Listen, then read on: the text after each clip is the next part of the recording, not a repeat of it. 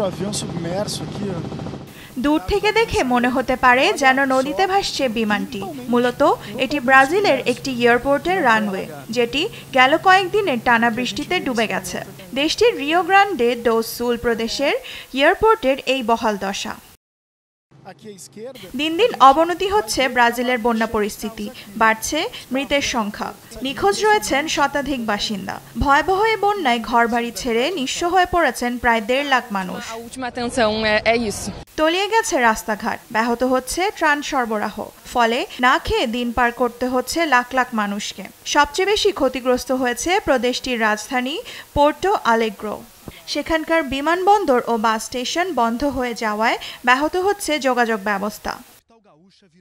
বৃষ্টিপাত আরও কিছুদিন অব্যাহত থাকবে বলে জানিয়েছে আবহাওয়া অধিদপ্তর। এতে এই অঞ্চলের পরিস্থিতি আরও বিপর্যয়কর হওয়ার আশঙ্কা করা হচ্ছে। এদিকে ভারী বৃষ্টিপাতের জেরে ব্রাজিলের অন্যতম ইগুয়াজু জলপ্রপাতের পানি প্রায় 3 গুণ বেড়ে গেছে বলে জানিয়েছে স্থানীয় গণমাধ্যম। প্রতি সেকেন্ডে বাড়ছে 3.5 কোটি লিটার পানি। দেওয়ান মুবাশশিরা হোসেন, নিউজ ডেস্ক, দেশ টিভি।